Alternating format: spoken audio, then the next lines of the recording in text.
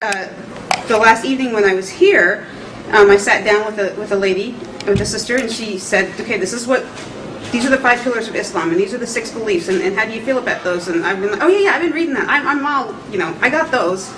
And she's like, "Well, are you ready?" And I was like, "Well, I mean, I believe it, but I wanted to say it myself. I wanted to know that I could do it myself." And she said, "You can do it. It's okay. You can do it." And I did, and with help. And it was okay to have help. And what's so amazing to me is that I thought I had to do it all myself first before I said Shahada. But what has become apparent to me is that once I said Shahada, Allah has just opened up the floodgates of education and vision, and I understand everything so much better. I mean, all he asked for was a little faith on my part, and he has just poured out the blessings this week, and that's why I can't quit smiling. Alhamdulillah. Alhamdulillah. Subhanallah. Allahu Akbar. I'm like speechless. Now it's only been a week. A week. Right? Alhamdulillah. And how do you see your life now comparing to the old life? Because religion has been part of the issues between my husband and myself.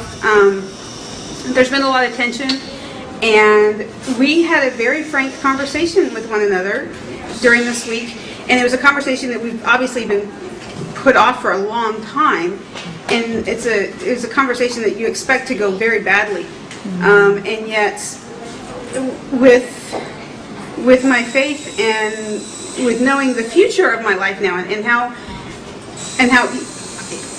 I don't have to worry about things. I just say I put it in Allah's hands, and that's my part. Does your husband know about it now? He knows that I'm very interested, and he knows that I'm studying. He was not happy at all the very first time that I told him. But I keep bringing it up, and over the last week, he's gotten more accepting. Okay. So it's good. But we've decided that we're probably going to end up being separated. But that's, what? I can't have imagined before this week saying that and being okay with it. And all of a sudden, we've decided that this is going to be the best thing for us to do our own thing, and not that I'm happy about it, but our marriage was not a failure. Mm-hmm. It was what we both needed at the time, and now I need something else, and I found something else, and it's okay to move on. Mm-hmm. Have you tried to bring it up, Islam, to him, for him to know about Islam, and maybe he would, may Allah open his heart and guide him to Islam? I certainly hope so. Inshallah. I really do, and I hope to get to that point. But he's very educated. It's hard. And yet, surprisingly not so.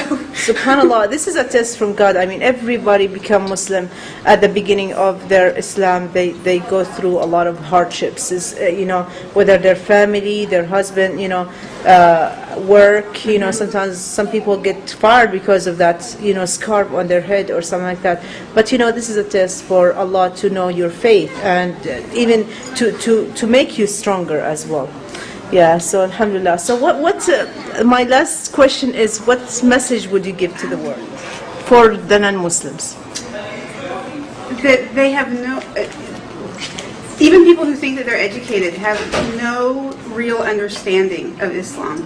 And you don't get it by book learning. You get it by book learning plus opening up your heart to, Allah put it in my heart to come to the masjid. He put it in my heart to meet the right people. It's all up to him. He's the one that brought all of these things together so that this would happen, so that this blessing would happen in my life at this time. Mm-hmm. And just to be open to that, to recognize, to recognize His hand in all things, and to recognize the signs, and to, we're just humans. We don't control things. Mm. It's best if we just let ourselves be open and let Him guide us. Alhamdulillah.